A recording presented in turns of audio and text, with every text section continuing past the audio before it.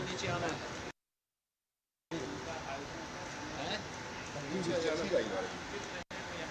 जा रही है।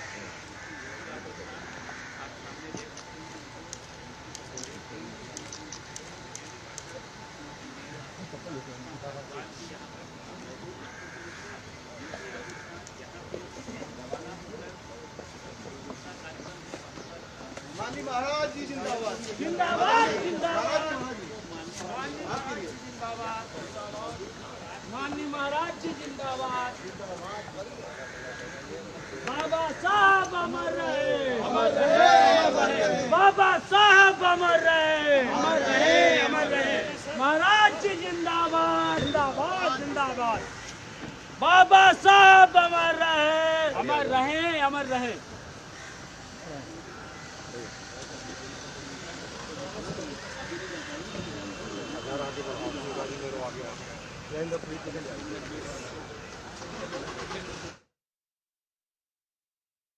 ये सबसे पहले लागू किया और खास तौर से साथियों हमारे बीच अति शीघ्र हमारे मुख्य अतिथि माननीय मुख्यमंत्री जी उपस्थित होने वाले हैं।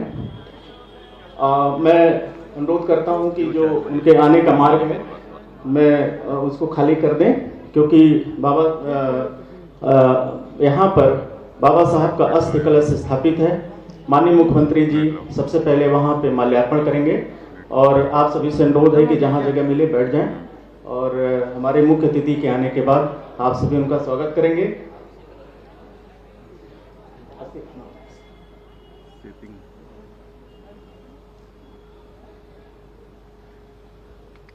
माननीय मुख्यमंत्री जी के आने का संकेत हो चुका है।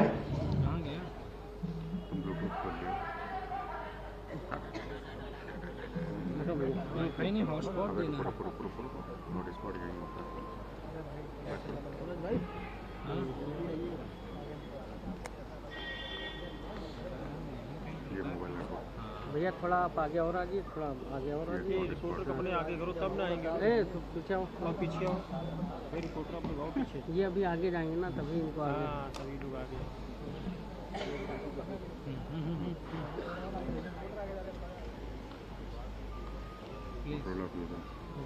अभी वही स्कैन करिए थोड़ी और स्कैन करिए।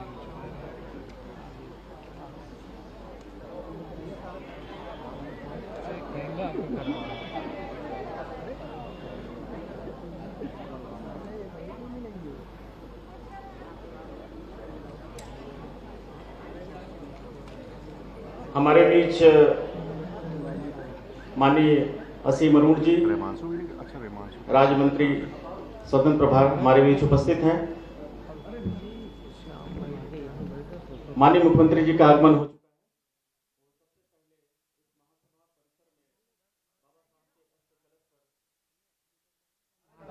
पुष्प अर्पण करने हेतु जा रहे हैं। कृपया रास्ता खाली कर दें।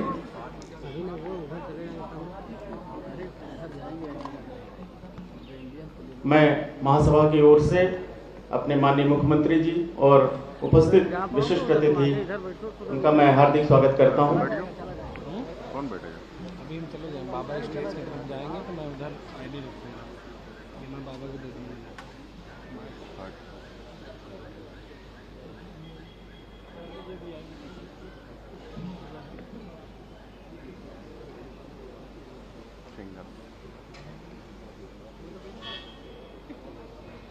ये नीचे भी कुछ एक्सेस दिया है ये तो। हाँ, वो बटन है। अरे यार वो स्टिक में होता नहीं है कि आप ब्लूटूथ से कनेक्ट कर लीजिए तो रिकॉर्डिंग या फोटो दोनों ऑन ऑफ करना हो तो। इस महासभा के परिसर में उपस्थित माननीय मुख्यमंत्री जी बाबा साहब के अस्थि कलश पर पुष्पार्पण कर रहे हैं।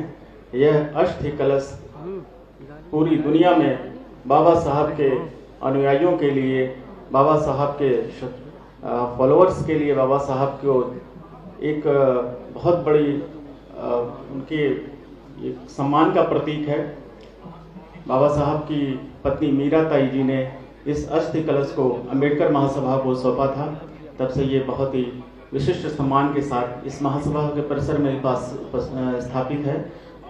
पूरे भारत ही नहीं, पूरे दुनिया में जो बाबा साहब के अनुयायी हैं इस अस्थि कलश पर पुष्पार्पण करते हैं, उनको शिद्दत से याद करते हैं, उनके दिखाए मार्ग पर चलने का संकल्प लेते हैं।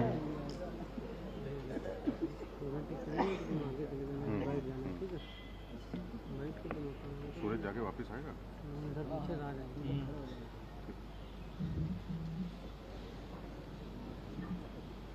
विशेष श्रद्धांजलि सभा बाबा साहब डॉक्टर भीमराव अम्बेडकर। शुरू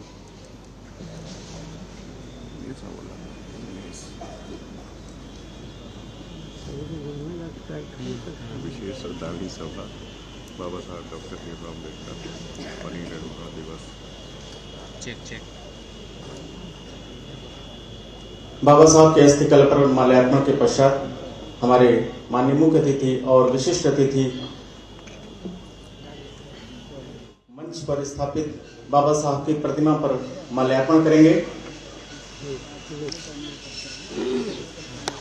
मैं महासभा की ओर से अपने माननीय मुख्य अतिथि और विशिष्ट अतिथि उन सभी का स्वागत करता हूँ। निकालने नहीं देंगे वो तो उनको निकल।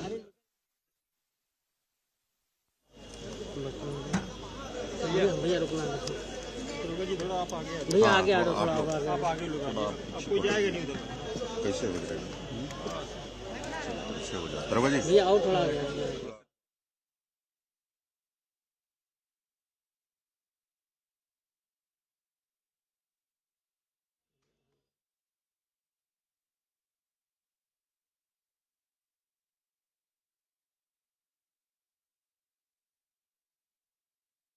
साहब हमारे माननीय मुख्य अतिथि और अन्य विशिष्ट अतिथि बाबा साहब की प्रतिमा पर माल्यार्पण कर रहे हैं। मैं माननीय मुख्य अतिथि से अनुरोध करता हूं कि मंच पर अपना स्थान ग्रहण करें। हमारे बीच माननीय उप मुख्यमंत्री श्री केशव प्रसाद मौर्य जी, माननीय उप मुख्यमंत्री श्री ब्रजेश पाठक जी, माननीय मंत्री श्री स्वतंत्र देव जी, माननीय मंत्री श्री असीम अरुण जी और मेयर माननीय श्रीमती सुषमा खरकवाल जी उपस्थित हैं। मैं अम्बेडकर महासभा की ओर से आप सभी का हार्दिक स्वागत करता हूं और परंपरागत रूप से हम अपने माननीय अतिथियों का बुके देकर स्वागत करेंगे। तो सर्वप्रथम मैं अम्बेडकर महासभा ट्रस्ट के अध्यक्ष डॉक्टर लालजी प्रसाद निर्मल जी से आग्रह करता हूं कि हमारे माननीय मुख्य अतिथि माननीय मुख्यमंत्री जी को बुके देकर स्वागत करें। इसी क्रम में मैं प्रमोद कुमार जी से आग्रह करता हूं कि श्री केशव प्रसाद मौर्य जी का बुके देकर स्वागत करें। श्री अमरनाथ प्रजापति जी, माननीय उप मुख्यमंत्री ब्रजेश पाठक जी को बुके देकर स्वागत करें। श्रीमती सावित्री चौधरी जी, श्री माननीय मंत्री स्वतंत्र देव जी का बुके देकर स्वागत करें। रचना चंद्रा जी, माननीय असीम अरुण जी का बुके देकर स्वागत करें और सनी कुमार जी, माननीय सुषमा खरकवाल जी का बुके देकर स्वागत करें।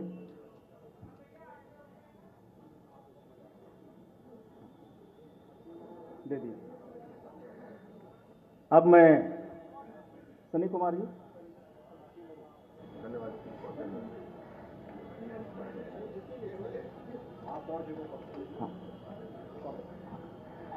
स्वागत की परंपरा के बाद मैं अंबेडकर महासभा की ओर से अपने माननीय अध्यक्ष श्री डॉक्टर लालजी प्रसाद निर्मल जी से आग्रह करता हूं कि माननीय मुख्यमंत्री जी को एक स्मृति चिन्ह देकर महासभा की ओर से स्मृति चिन्ह देकर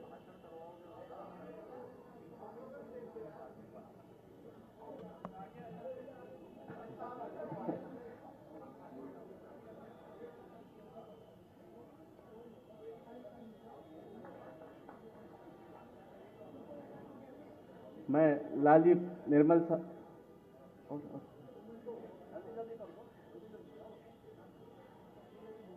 महासभा की ओर से कुछ स्मृति चिन्ह है। मैं अपने माननीय विशिष्ट अतिथियों को हम महासभा की ओर से स्मृति चिन्ह दे रहे हैं। डॉक्टर लालजी निर्मल, हमारे माननीय उप मुख्यमंत्री जी,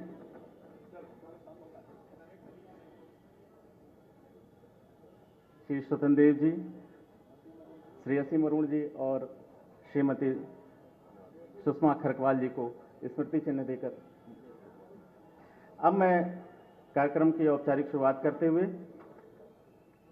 अपने अध्यक्ष डॉक्टर लालजी प्रसाद निर्मल जी को स्वागत भाषण के लिए आमंत्रित करता हूं। डॉक्टर लालजी प्रसाद निर्मल।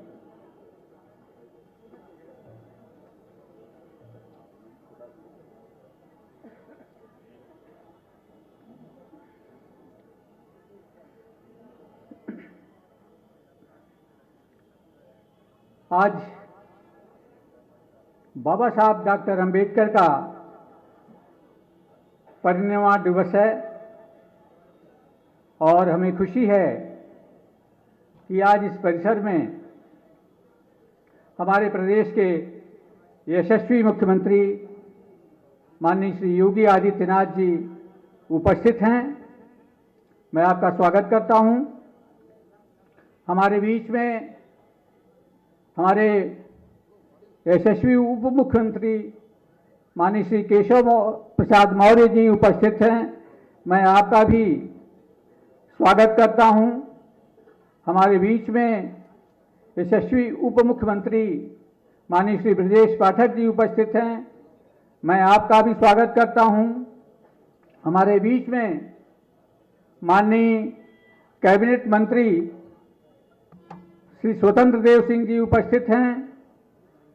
मैं उनका भी स्वागत करता हूं। माननीय राज्य मंत्री स्वतंत्र प्रभार असीम अरुण जी का स्वागत करता हूं। हमारे बीच में लखनऊ की महापौर श्रीमती सुषमा खरकवाल जी उपस्थित हैं।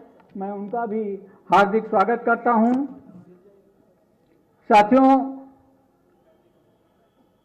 ये जो अंबेडकर महासभा है वह सामाजिक न्याय का मंदिर है और आपको जान करके हर्ष होगा कि डॉक्टर अंबेडकर महासभा को आज 35 वर्ष पूरे हो गए, 35 इयर्स। और पिछले 35 वर्षों से लगातार अंबेडकर महासभा दलितों के सवालों को, पिछड़े वर्गों के सवालों को, गरीबों के सवालों को, वंचितों के सवालों को उठाती रही है और न केवल उठाती रही है बल्कि उनका निराकरण भी करती रहती है।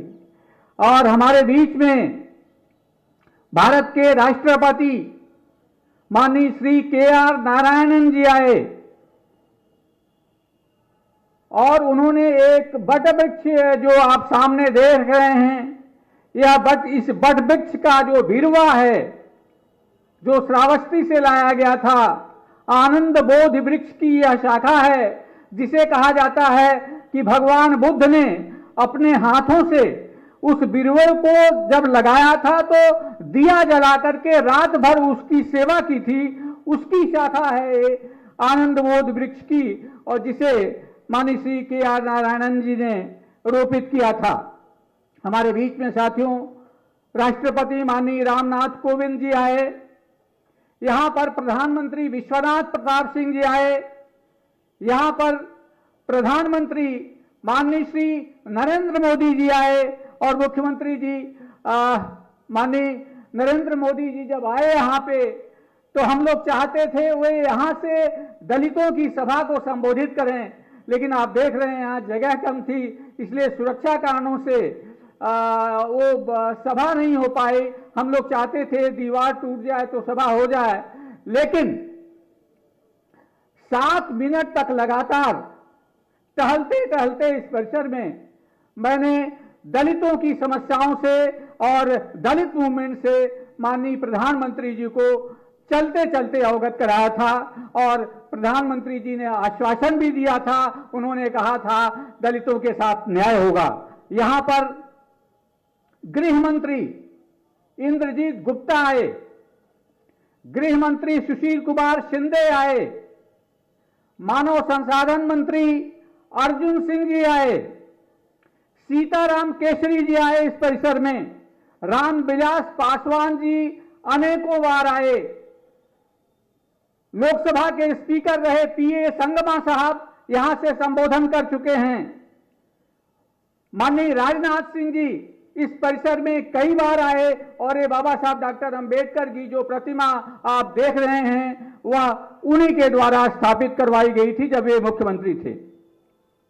राज्यपाल माननीय बीएल जोशी जी, राज्यपाल माननीय विष्णुकांत शास्त्री जी, राज्यपाल बी सत्यानारायण रेड्डी जी, राज्यपाल श्री राम नाईक जी, माई साहब डॉक्टर सविता अंबेडकर यहां आकर के महीनों रहा करती थी और अपने हाथों से बाबा साहब डॉक्टर अंबेडकर का अस्थि कलश स्थापित किया था। सुप्रीम कोर्ट के मुख्य न्यायाधीश केजी बालाकृष्णन आए थे और वे भावुक होकर के आर नारायणन जी द्वारा स्थापित बोध वृक्ष के सामने मौन होकर काफी देर तक खड़े थे। हम लोग मन में सोच रहे थे शायद वे कह रहे होंगे कि अगर के आर नारायण जी राष्ट्रपति न होते तो शायद वे भी बालाकृष्णन जी मुख्य न्यायाधीश सुप्रीम कोर्ट के न बन पाते, क्योंकि वह पत्रावली उन्होंने ही वापस की थी और इस टिप्पणी के साथ वापस की थी कि इस जो पैनल है जजों का उसमें कोई दलित क्यों नहीं है, जिसके फलस्वरूप बालाकृष्णन जी जज हो सके। मुख्यमंत्री मुलायम सिंह यादव, कल्याण सिंह जी, राजनाथ सिंह जी, अखिलेश यादव जी और माननीय मुख्यमंत्री योगी आदित्यनाथ जी, मैं आप सबसे निवेदन करता हूं, आप सब लोग खड़े होकर के माननीय मुख्यमंत्री जी का इसलिए स्वागत करिए कि वे 18वीं बार अंबेडकर महासभा परिसर में आए हैं, 18वीं बार, और देश का कोई भी मुख्यमंत्री ऐसा नहीं है जो अंबेडकर के कार्यक्रमों में इतनी बार शरीक हुआ हो। यह प्रथम बार हुआ है। आप इस देश के प्रथम मुख्यमंत्री हैं जो कि इतनी बार यहां पर आए हैं। साथियों, डॉक्टर अंबेडकर महासभा के प्रस्ताव पर माननीय कल्याण सिंह जी ने यहीं से उत्तर प्रदेश से हरिजन शब्द का निषेध किया था। आपको पता है कि हम लोगों ने आपत्ति व्यक्त की थी, हमें हरिजन न कहा जाए, तो उन्होंने हरिजन एवं समाज कल्याण विभाग का नाम बदल करके अनुसूचित जाति कर दिया था। और मैं एक विशेष रूप से उल्लेख करना चाहूंगा कि यह सभा केवल दलितों की बात नहीं करती थी, हमने मंडल आयोग की भी यहां से लड़ाई लड़ी, और यह एक सुखद है जिस अखिलेश यादव जी ने आपका दलितों का आरक्षण खत्म कर दिया। उन पिछड़े वर्गों के लिए मंडल आयोग की जो संतुतियां थी 27%, वे अंबेडकर महासभा के इसी परिसर से घोषणा की गई थी 6 दिसंबर 1993 को, और उस आयोजन में विश्वनाथ प्रताप सिंह जी जो प्रधानमंत्री थे यहां पर उपस्थित थे। 6 दिसंबर 1993 को इसी स्थल से देश के पिछड़े वर्गों को न्याय मिला और 27% का उन्हें आरक्षण मिला। अंबेडकर महासभा की गूंज इतनी थी कि केंद्रीय मानव संसाधन मंत्री अर्जुन सिंह ने पिछड़े वर्गों को उच्च शिक्षा में आरक्षण लागू करने के लिए अंबेडकर महासभा का परिसर चुना था और 6 दिसंबर 2006 को उत्तर प्रदेश में पिछड़े वर्गों को उच्च शिक्षा में आरक्षण की घोषणा इसी मंच से की गई थी। अर्जुन सिंह ने यही से घोषणा किया था साथियों। और हमारे महबूब मुख्यमंत्री योगी आदित्यनाथ जी ने 6 दिसंबर 2017 को यहीं से सभी सरकारी कार्यालयों में बाबा साहब डॉक्टर अंबेडकर की फोटो लगेगी, इसकी घोषणा माननीय मुख्यमंत्री जी ने यहीं से की थी। और ऐतिहासिक निर्णय, मैं एक बार फिर से कहूंगा कि आप खड़े होकर के तालियां बजाकर स्वागत करिए माननीय योगी आदित्यनाथ जी का, जिन्होंने लखनऊ में बाबा साहब डॉक्टर अंबेडकर का भव्य स्मारक बनाने का निर्णय लिया और वह स्मारक अब लगभग बन करके तैयार है।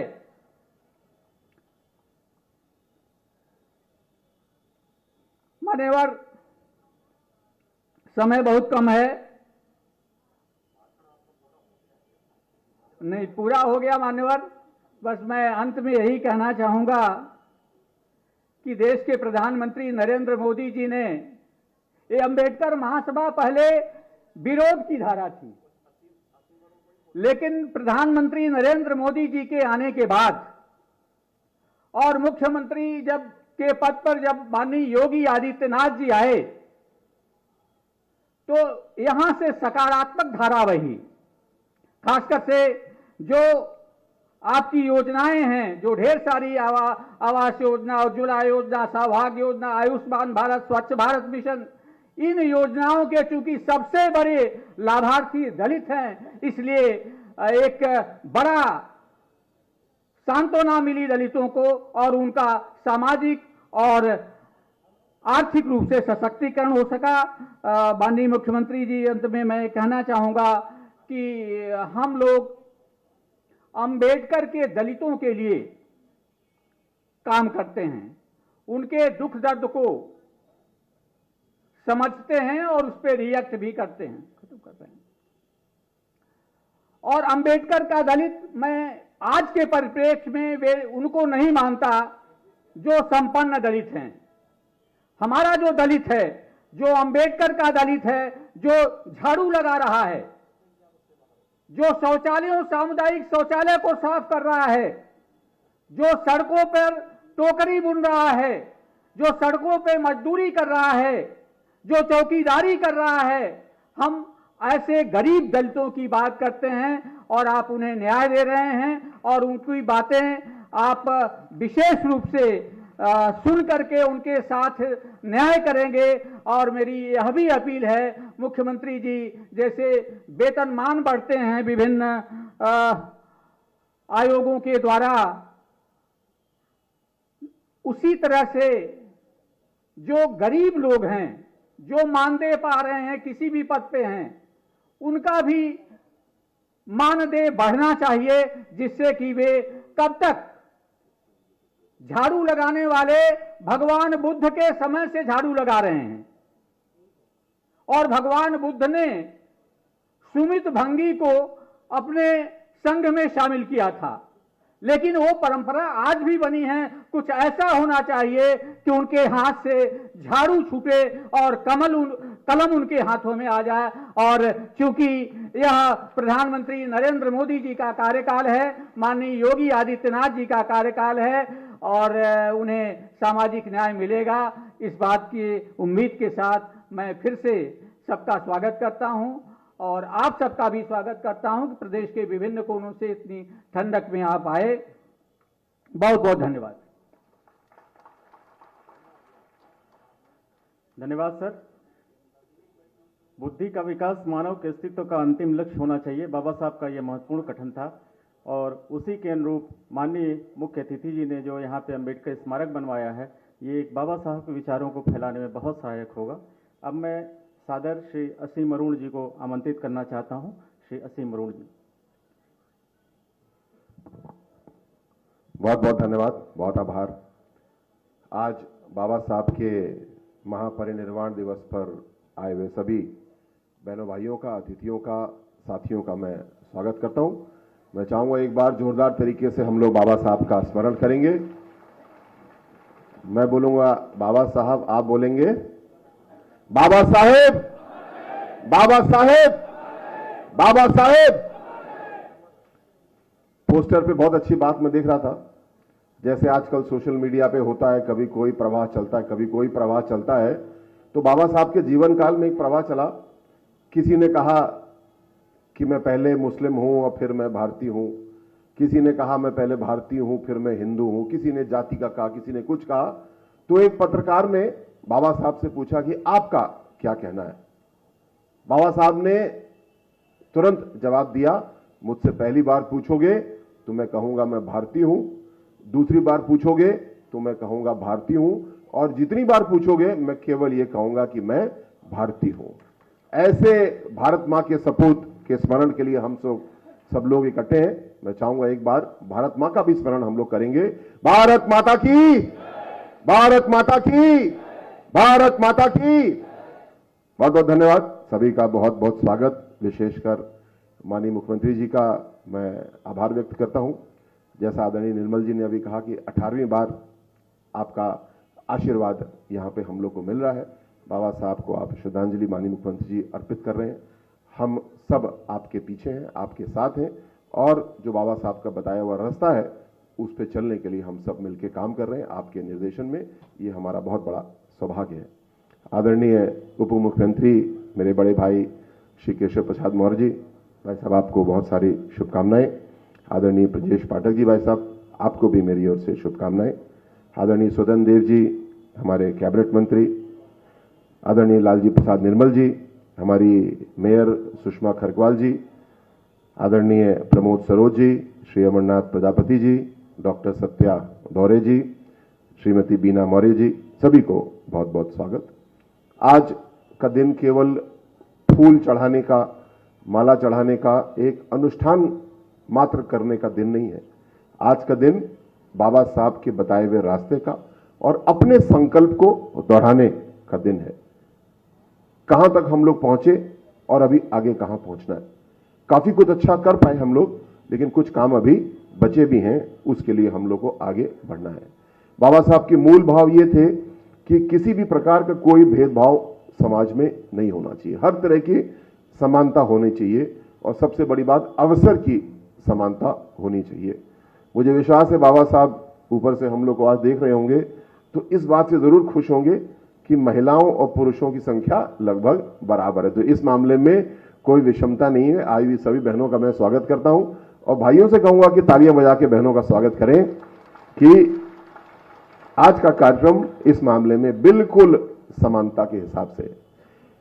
आदरणीय मुख्यमंत्री जी ने इस बात पे चिंता की कि कौन सा ऐसा समूह है, कौन से ऐसे लोग हैं जो आज भी हाशिए पे हैं, और ट्रांसजेंडर या किन्नर समुदाय एक ऐसा समूह आदरणीय योगी जी को दिखा, हम सबको उन्होंने दिखाया, और ट्रांसजेंडर समुदाय के लिए, किन्नर समुदाय के लिए एक विकास का बोर्ड बनाया, और उस बोर्ड के माध्यम से हर जनपद में हम लोग ने चिन्हित किया कि कौन कौन ट्रांसजेंडर लोग हैं जो डेरे में अपनी परंपरा से रहना चाहते हैं, उनका स्वागत, उनकी वैसे व्यवस्था की गई।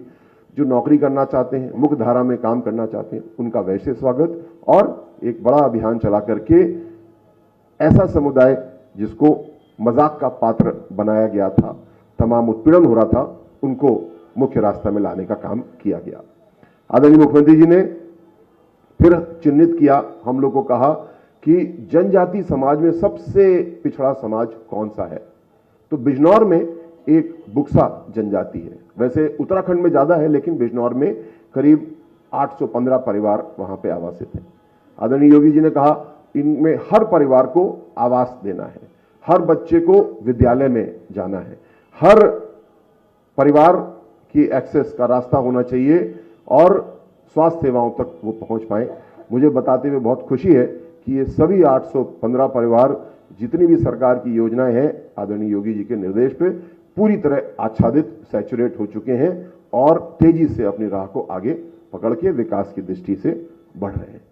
अब आगे और एक महत्वपूर्ण समाज का हिस्सा आदरणीय योगी जी ने चिन्हित किया, जो कि घुमंतु समाज है।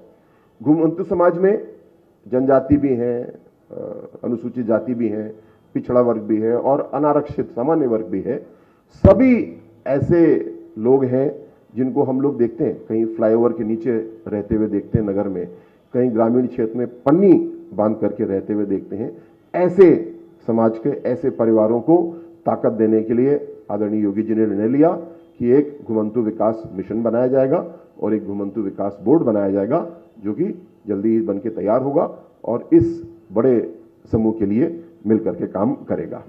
अब आने वाले समय में जो जीरो पॉवर्टी की योजना चलाई जा रही है, मैं कल ही आंकड़ा देख रहा था, मुझे इस बात से बड़ी संतुष्टि हुई कि सबसे ज्यादा परिभाषा की दृष्टि से देखें तो अनुसूचित जाति की विधवा महिलाओं को उसमें चिन्हित किया गया है। मतलब सबसे कमजोर जो व्यक्ति, हम भी सोच सकते हैं, लेकिन आंकड़ा भी हमको बता रहा है कि उनको चिन्हित किया गया है और उनको लाभ देने का काम किया जा रहा है।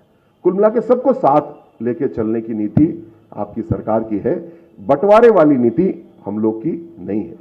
जो लोग बंटवारे वाली नीति पे चलते हैं, जो बंटवारे वाली राजनीति करते हैं, उनका हाल वो होता है जो आज पाकिस्तान का हाल है, जहां पे आटा नहीं मिल रहा है, 180 रुपए किलो आटा वहां पे है और भारत में 80 करोड़ थालियों में आपकी सरकार भोजन रखती है। ये अंतर जोड़ने वाले और बांटने वाले के बीच में होता है। ऐसे लोगों से भी हमको बच के रहना है जो अपना चेहरा बाबा साहब के बगल में लगा करके अपने आप को बाबा साहब से बड़ा दिखाने की कोशिश करते हैं। ये वो लोग हैं जो हमारी योजनाओं को बंद करते हैं जब कलम इनके पास मुख्यमंत्री की आ जाती है। ये वो लोग हैं जो बाबा साहब के नाम पे मेडिकल कॉलेज, विश्वविद्यालय, जिला, उसके ऊपर अपनी काली कलम चलाते हैं। ये किसी भी तरह समाज में सबका साथ या भेदभाव को समाप्त करने के हितैषी नहीं है। ये इस बात के विरोधी हैं। इन लोगों से हमसे सचेत रहना है हमको और बचना है। आदरणीय योगी जी को, आदरणीय मोदी जी को हम धन्यवाद देते हैं कि आपने एक नई राह हम लोग को दिखाई है और जो बाबा साहब ने रास्ता हमको दिखाया, जो उद्देश्य बाबा साहब ने दिया, उसको पूरा करने के लिए हमें किस रास्ते से जाना चाहिए, हमारे मील के पत्थर क्या होने चाहिए और समय से सब काम पूरे हों, ऐसा करके भी दिखाया और हम लोग को करने का रास्ता भी दिखाया। मैं आदरणीय योगी जी का बहुत बहुत धन्यवाद देता हूं। आए हुए सभी साथियों को बहुत धन्यवाद देता हूं और पुनः हम सब बाबा साहब के बताए हुए रास्ते के संकल्प को आज दोहराएंगे और तेजी के साथ उस पर बढ़ेंगे। बहुत बहुत आभार, बहुत बहुत धन्यवाद। जय भीम। धन्यवाद सर। बाबा साहब का भी कहना था कि एक महान व्यक्ति एक प्रतिष्ठित व्यक्ति के रूप में इससे इस रूप में अलग होता है कि वह समाज का सेवक बनने को तैयार होता है।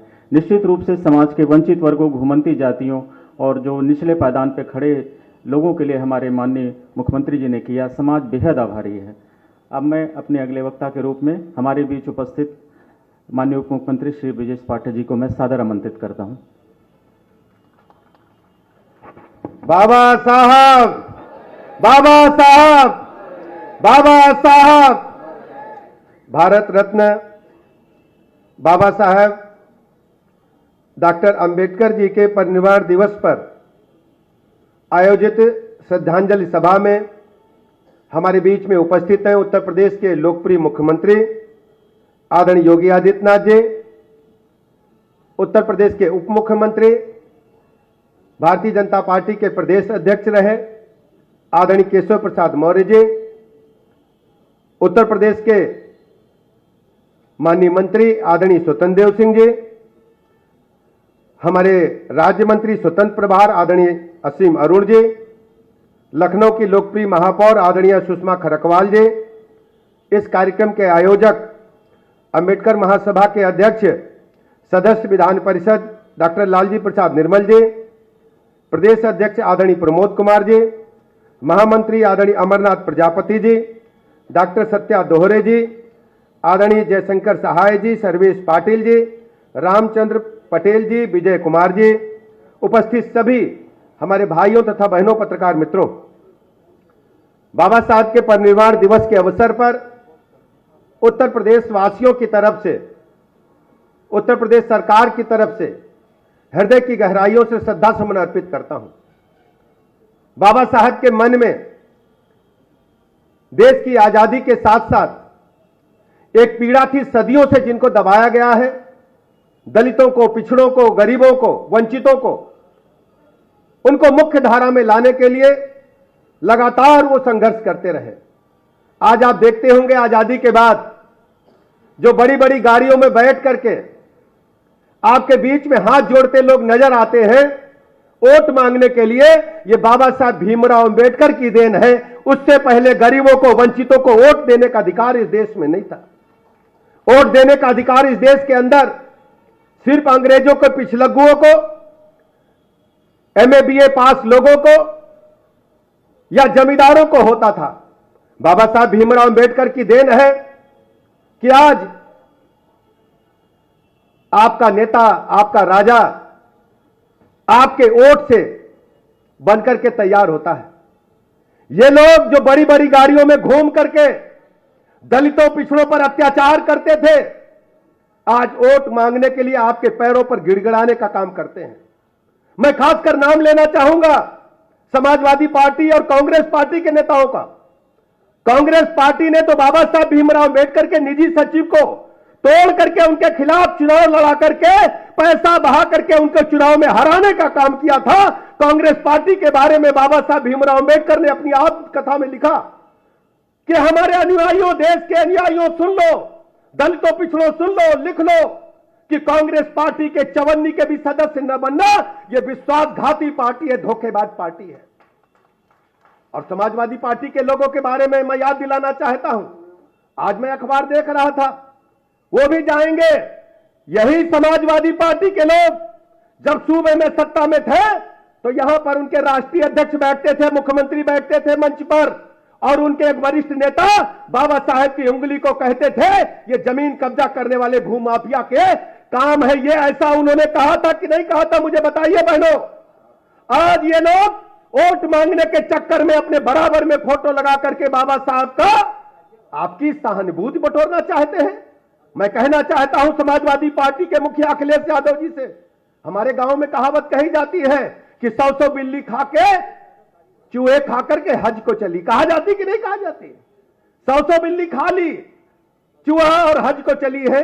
अखिलेश यादव जी, थोड़ा इतिहास समाजवादी पार्टी का पन्ना पलटा करो, सुबह शाम देखा करो कि समाजवादी पार्टी के सूबे में जब जब पावर में रहे, सत्ता में रहे हैं, दलितों पिछड़ों पर अत्याचार अनाचार करके आपने इनको अपमानित करने के साथ इनके हक और हुकूक पर डाका डालने का काम किया है। आज पूरे प्रदेश में सभी बूथों को अगर नजर डालें आप, हर बूथ में, हर गांव में ग्राम प्रधान का चुनाव हो, चाहे जिला पंचायत का चुनाव हो, आपने क्या नहीं किया है? मुझे अच्छी तरह याद है जब 2 जून 1995 को घटना हुई थी, हमारे दलित समाज के नेताओं को आप बैल बकरी की तरह टांग करके सरकार चलाने के लिए ले जाने का काम किए थे कि इस मुंह से आप दलितों का वोट, पिछड़ों का वोट मांगने के हकदार हैं। आपको राजनीति छोड़ करके पूरे देश के दलितों से माफी मांगनी चाहिए, पिछड़ों से माफी मांगनी चाहिए। आप प्राइवेट लिमिटेड कंपनी चलाने का काम करते हैं, आपके पास कोई राजनीतिक दल नहीं है। राजनीतिक दल के बारे में निर्वाचन आयोग की जो परिभाषाएं देखिए, एक परिवार में लिमिटेड कंपनी बना करके आप बाबा साहब की संविधान की धज्जियां उड़ाना चाहते हैं। बाबा साहब के संविधान की किताब को हाथ में लेकर लोगों को गुमराह करने का असफल प्रयास करते हैं। लेकिन दलित पिछड़े अब वो नहीं रह गए। आप दलित पिछड़े भी आपसे अच्छा पढ़ना जानते हैं, आपसे बेहतर देश और दुनिया को जानते हैं। बाबा साहब के लोग कभी भी समाजवादी पार्टी कांग्रेस को माफ नहीं करेंगे। मैं धन्यवाद अदा करना चाहता हूं मौनी मोदी जी का, जिन्होंने पंच तीर्थों का निर्माण करके, चाहे लंदन में, चाहे महू में, चाहे मुंबई में, बाबा साहब के जो पंच तीर्थ थे, जहां बाबा ने अध्ययन किया, बाबा साहब ने जहां पर अपना समय व्यतीत किया, उनको तीर्थ के रूप में डेवलप करके माननीय प्रधानमंत्री नरेंद्र मोदी जी ने वास्तव में दलितों पिछड़ों को सम्मान दे करके बाबा साहब के जीवन को, स्मृतियों को तरोताजा करने का काम किया है। हम ऐसे अवसर पर मोदी जी को धन्यवाद देने के साथ साथ एक नारा लगाएंगे, अपनी बात समाप्त करेंगे। बाबा तेरा मिशन अधूरा, मोदी जी करेंगे पूरा। बाबा तेरा मिशन अधूरा, बाबा तेरा मिशन अधूरा।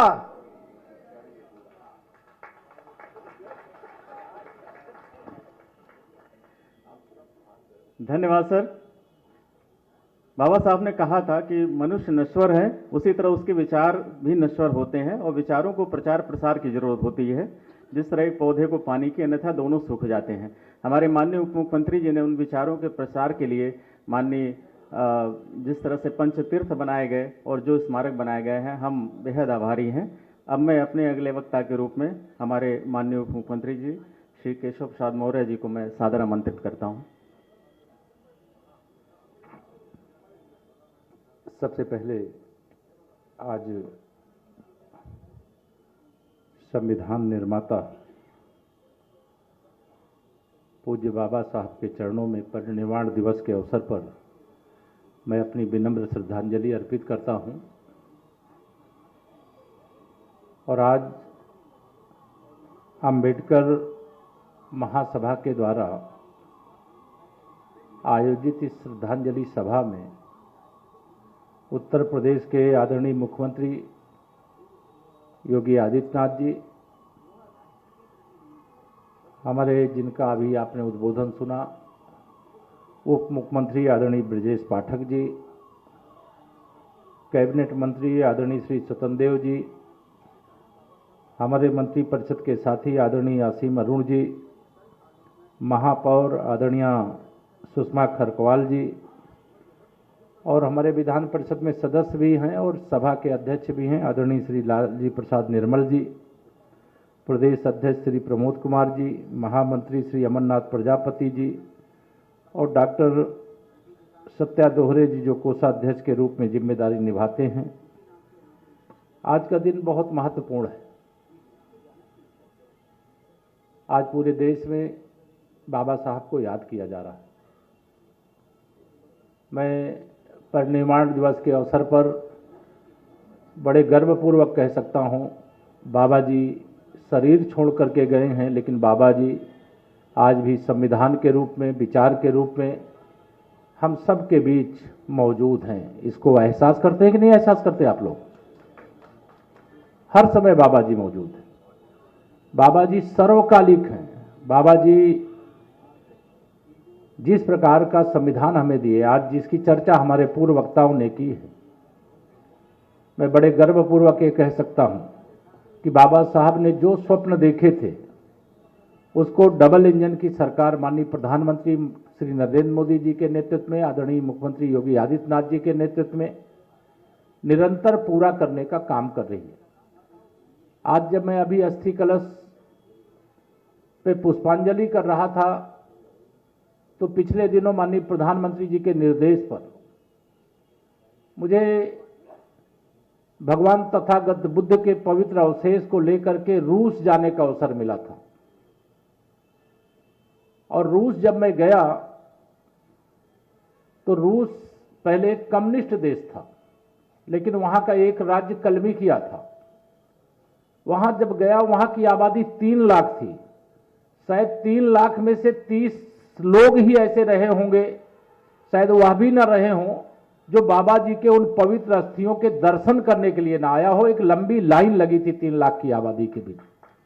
भगवान तथागत बुद्ध के संदेश को लेकर के, विचार को लेकर के, उनके शरण में जाकर के, भगवान बुद्ध की शरण में जाकर के बाबा साहब ने जो रास्ता दिखाया, उस रास्ते को हम स्मरण रखें। और जो संविधान उन्होंने दिया, जिसकी चर्चा हमारे पूर्व वक्ताओं ने की है, हम जानते हैं गरीबी का दर्द क्या होता है, गरीबों की पीड़ा क्या होती है। उस दर्द का इलाज करने का काम आजादी के बाद अगर किसी ने किया है तो हमें गर्व है कि वो भारतीय जनता पार्टी की डबल इंजन की सरकार ने किया। बाबा साहब के पंच तीर्थों के निर्माण का काम डबल इंजन की सरकार ने किया है। और बाबा साहब के हर उस स्वप्न को साकार करने का काम हमारी मातृशक्ति यहां पर बैठी है। बाबा साहब चाहते थे समानता। अगर पुरुषों को अधिक अधिकार मिला है, महिलाओं को कम मिला है, तो वह समानता नहीं है। माननीय प्रधानमंत्री जी ने जो नया संसद भवन बना, उसमें नारी शक्ति बंधन अधिनियम 2023 बना करके कानून की आने वाले 2029 से देश की महिलाओं को लोकसभा और विधानसभा में 100 महिलाओं में से 100 सदस्यों में से 33 सदस्य महिला चुन करके जाएंगी। ये आरक्षण का ऐलान हो गया है। मैं इसकी आपको बधाई देता हूं। इस समय एक बड़ा कार्य चल रहा है। वो कार्य है मतदाता सूची के शुद्धिकरण का। आप यहां सब लोग बैठे हैं, बाईं ओर दाईं ओर सब जगह बैठे हुए। आप मुझे बताइए, अगर बाबा साहब ने आपको वोट देने का अधिकार न दिया होता तो जब आजादी के बाद कांग्रेस सरकार में आई, आपको पूछती क्या? जोर से बताओ, पूछती क्या? नहीं पूछ सकती थी। बाबा साहब ने वोट देने का अधिकार दिया। तो इस समय मतदाता सूची के शुद्धिकरण का अभियान चल रहा है। मैं जानता हूं इस देश का पिछड़ा हो, दलित हो, वंचित हो, गरीब हो, वो कभी फर्जी वोट नहीं डालता है। उसको असली वोट का अधिकार जो बाबा साहब ने दिया है, उसे अपने मत को देने के अधिकार से वंचित करने का काम ये समाजवादी पार्टी के गुंडे करते थे कि नहीं करते थे? आज वो मतदाता सूची के शुद्धिकरण का काम चल रहा है तो ये हाहाकार मचा रहे हैं।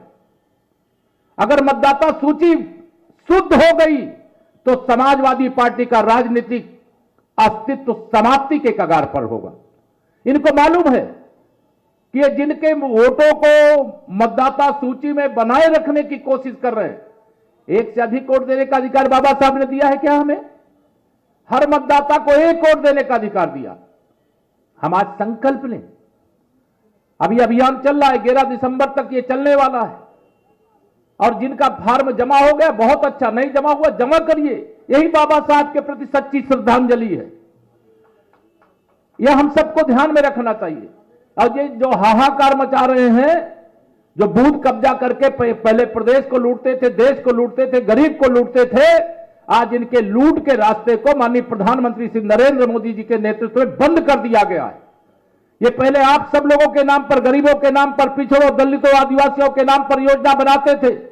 दिल्ली से 1 रुपया भेजते थे, आपके पास 15 पैसा पहुंचता था। 85 पैसा ये बेईमान खा जाते थे। उसमें कांग्रेस हो, सपा हो, राष्ट्रीय जनता दल हो, टीएमसी हो, जो देश की भाजपा विरोधी राजनीतिक दल, इनका ये चरित्र था। भ्रष्टाचार मुक्त भारत के लिए, भ्रष्टाचार मुक्त उत्तर प्रदेश के लिए आप सबका मतदाता सूची में, जो भी मतदाता 18 साल की उम्र हो गई है तो मतदाता सूची में आइए। कोई स्वर्गवासियों में उनका नाम हटेगा, कोई 2 स्थान पर, उनका 1 स्थान पर रहेगा। लेकिन यह आज बाबा साहब के प्रति सच्ची श्रद्धांजलि। मैं आज चूंकि लंबी बात नहीं करूंगा, माननीय मुख्यमंत्री जी को भी उद्बोधन देना है।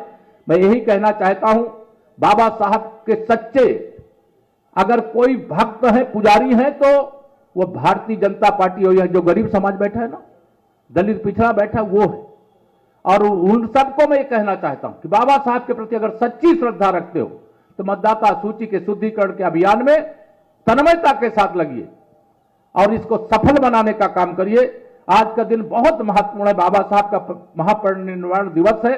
और मैं इस अवसर पर बाबा साहब के चरणों में अपनी श्रद्धांजलि अर्पित करते हुए यही कहूंगा कि यह सरकार आपकी है, यह सरकार आपने बनाई है। यह भी हम जानते हैं कि आप सबके आशीर्वाद से विकसित भारत बनने तक, विकसित उत्तर प्रदेश बनने तक यह सरकार बनी रहेगी, इसमें कोई हमको शंका नहीं लग रही है। ये विरोधी इसी से बौखलाए हुए हैं, इसलिए इनके विरोधियों को बौखलाने की चिंता किए बगैर आप सब 2027 में जो चुनाव आने वाला है, उससे पहले मतदाता सूची में जो शुद्धिकरण का अभियान चल रहा है, उस लोकतंत्र के महायज्ञ में हिस्सा लेकर के बाबा साहब को सच्ची श्रद्धांजलि अर्पित करें। आज के दिन यही निवेदन करके अपनी बात को पूरी करता हूं। बहुत बहुत धन्यवाद।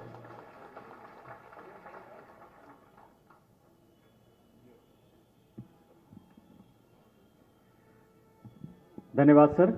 निश्चित रूप से लोकतंत्र के महायज्ञ में हम सब अपनी आहुति देंगे।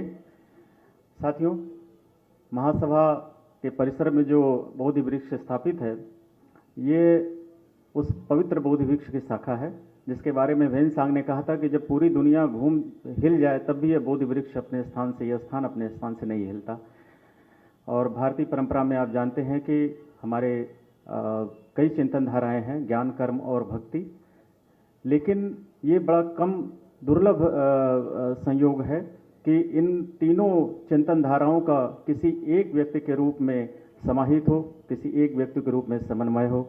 हमारे माननीय मुख्य अतिथि जी इसी रूप में एक अनोखा उदाहरण है। मैं अपने माननीय मुख्य अतिथि जी माननीय योगी आदित्यनाथ जी को सादर आमंत्रित करता हूं।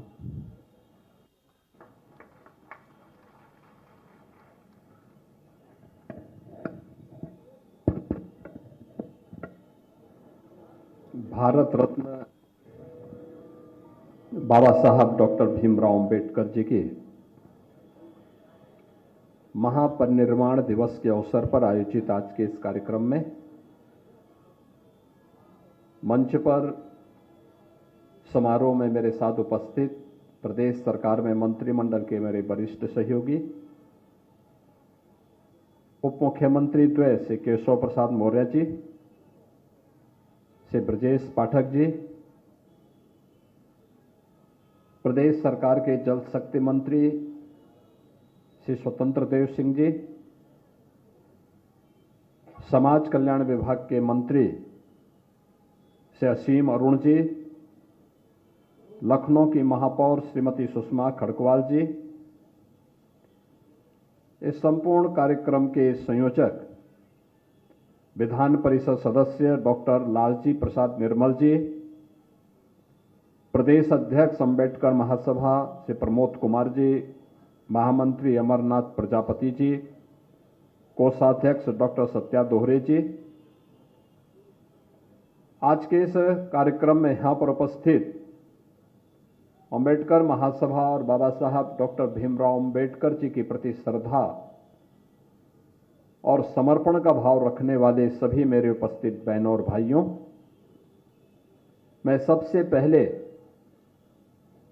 बोधिसत्व भारत रत्न डॉक्टर भीमराव अंबेडकर जी की स्मृति को नमन करते हुए उनके इस पावन पुण्यतिथि के अवसर पर विनम्र श्रद्धांजलि अर्पित करता हूं।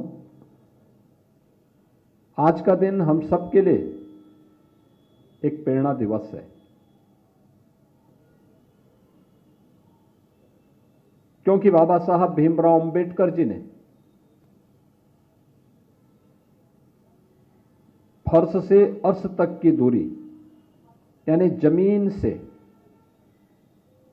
और आसमान की ऊंचाइयों तक पहुंचने के लिए जो परिश्रम किया, जिन चुनौतियों से वो जूझे, जिन कठिनाइयों का सामना उनको करना पड़ा, जिस सामाजिक भेदभाव कि उन रूढ़िगत विषमताओं से जकड़े हुए समाज से उभर करके उन्होंने कोटि कोटि वंचितों, दलितों और अति पिछड़ों को सम्मानजनक जीवन देने के लिए एक नया अवसर उपलब्ध कराया है, उसके प्रति कृतज्ञता ज्ञापित करने का दिवस है आज का महापरिनिर्वाण दिवस का ये समारोह। और ये हमारा सौभाग्य है कि बाबा साहब भीमराव अंबेडकर की उन्हीं शिक्षाओं से प्रेरित होकर के देश के यशस्वी प्रधानमंत्री श्री नरेंद्र मोदी जी के नेतृत्व में देश के अंदर आज उस प्रकार के एक अभियान चल रहे हैं। आपने देखा होगा बाबा साहब भीमराव अंबेडकर जी ने जब भारत का संविधान बनाया था, भारत के संविधान के शिल्पी के रूप में अपने उत्तरदायित्व का निर्वहन किया था। 3 महत्वपूर्ण शब्द उसकी प्रस्तावना में रखे थे, वह था न्याय, स्वाधीनता यानी समता और बंधुता। न्याय, समता और बंधुता, ये 3 शब्द अगर आप देखेंगे मोदी जी ने सबका साथ और सबके विकास के भाव के साथ बिना भेदभाव के योजनाओं का लाभ हर गरीब को, हर वंचित को, हर दलित को, हर पिछड़े को, हर महिला को, हर युवा को प्राप्त हो सके, इसके लिए देश के अंदर जो कार्यक्रम अभियान प्रारंभ किए वो आज आप सबके सामने है। गरीब को राशन की सुविधा का लाभ हो, वंचित को मकान की सुविधा का लाभ हो, हर गरीब के घर में शौचालय के निर्माण का कार्य हो, समाज की मुख्य धारा के साथ जुड़ करके जिस अभियान को आगे बढ़ाने का स्वास्थ्य की बेहतरीन सुविधा हर गरीब को प्राप्त हो सके, इसके लिए चलाए जाने वाले अभियान का हिस्सा हो। घरौनी के माध्यम से जहां पर आपका घर है वहां का मालिकाना अधिकार उपलब्ध करवाने का कार्य हो, ये उसी समता न्याय और बंधुता का हिस्सा है जो बाबा साहब भीमराव अंबेडकर ने संविधान की प्रस्तावना में भारतवासियों के सामने प्रस्तुत किया था। हमें अपने संविधान पर गौरव की अनुभूति होती है, हमें बाबा साहब भीमराव अंबेडकर पर गौरव की अनुभूति होती है। और बाबा साहब भीमराव अंबेडकर ने उस समय भी हम सबको उन सभी खतरों के प्रति जागरूक किया था। याद करिए, उन्होंने उस समय एक बात कही थी, जो बात यहां पे पहले अभी असीम अरुण जी ने कहा, मैं उसमें आने के पहले एक बात जरूर कहना चाहूंगा। जब उस समय कांग्रेस के एक बड़े नेता ने,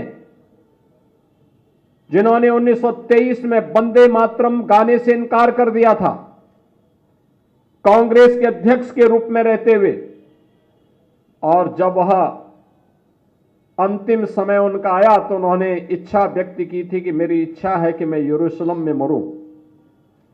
बाबा साहब ने तब एक टिप्पणी की थी कि जो व्यक्ति भारत की धरती पर पैदा होकर के भारत की सुविधा का उपभोग करके भारत की धरती को पवित्र न मानता हो, उस व्यक्ति के द्वारा दिए जाने वाले वक्तव्य कभी भारतवासियों के हित में नहीं हो सकते। दुर्भाग्य से उस तुष्टीकरण की नीति पर चलने वाले दल न केवल भारत का अहित कर रहे हैं, बल्कि बाबा साहब भीमराव अंबेडकर का भी अपमान कर रहे हैं और इस देशवासियों को उनकी सुविधाओं से वंचित करने की कुत्सित चेष्टा का हिस्सा भी उनका है। हमें याद करना होगा इस बात को कि बाबा साहब भीमराव अंबेडकर ने आज जो भी सुविधाएं और जो भी संपन्नता आपको प्राप्त हो रही है, ये सभी कुछ उनकी प्रेरणा है। प्रधानमंत्री मोदी जी के नेतृत्व में नया भारत अपने महापुरुषों पर गौरव की अनुभूति करता है, उन्हें सम्मान देता है। पंचतीर्थ के निर्माण का कार्यक्रम हो या अनुसूचित जाति, जनजाति और पिछड़ी जाति के छात्रों को मिलने वाली स्कॉलरशिप और अन्य सुविधाएं, ये उसी क्रम का हिस्सा है। अभी यहां पे कार्यक्रम के संयोजक श्री डॉक्टर लालजी प्रसाद निर्मल जी कुछ बातें कह रहे थे। उनके द्वारा कहा जा रहा था कि जो चतुर्थ श्रेणी के कर्मचारी हैं या संविदा के कर्मचारी हैं, सफाई कर्मचारी हैं, उनको उचित मानदेय मिले। हमारी सरकार ने तय कर लिया है, हमारी सरकार ने तय कर लिया। उसके लिए हमने एक कारपोरेशन का गठन भी कर लिया है और मुझे लगता है कि अगले 1-2 महीनों के अंदर ही यह सुनिश्चित हो जाएगा कि हर चतुर्थ श्रेणी के कर्मचारी को, हर सफाई कर्मचारी को, हर संविदा के कर्मचारी को न्यूनतम मानदेय देने की गारंटी सरकार उसको उपलब्ध करवा देगी।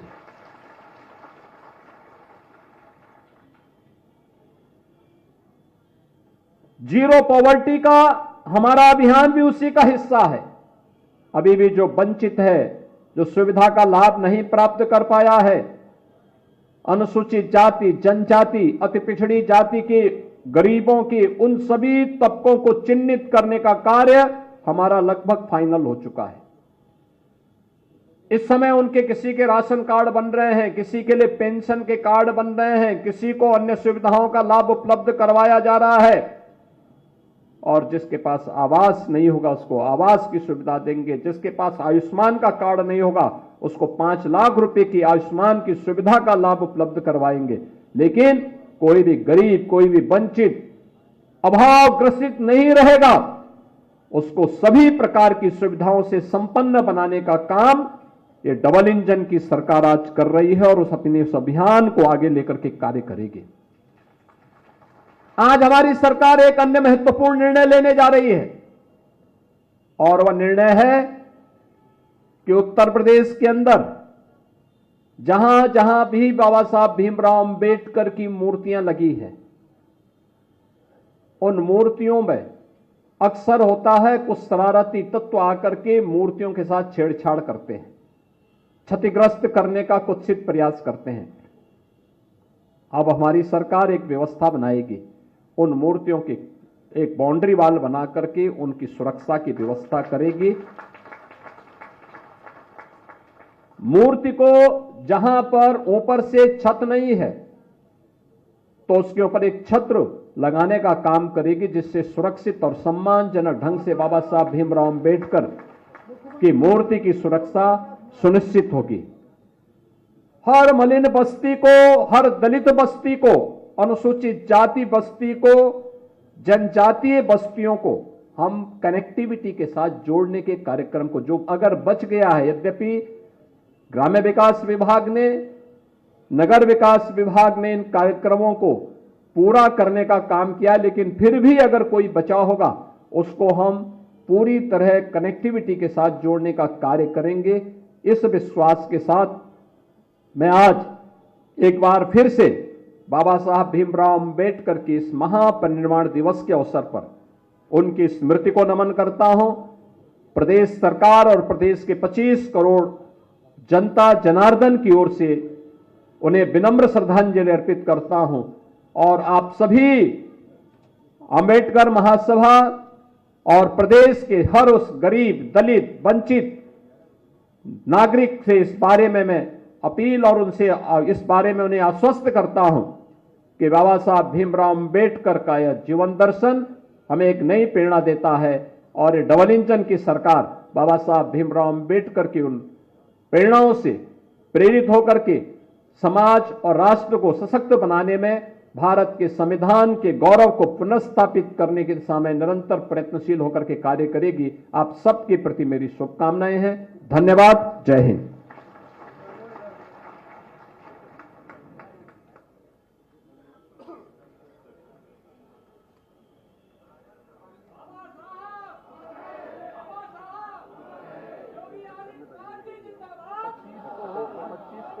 साहब आएंगे वहाँ राष्ट्र प्रेरणा स्थली के उद्घाटन 24 वाले भी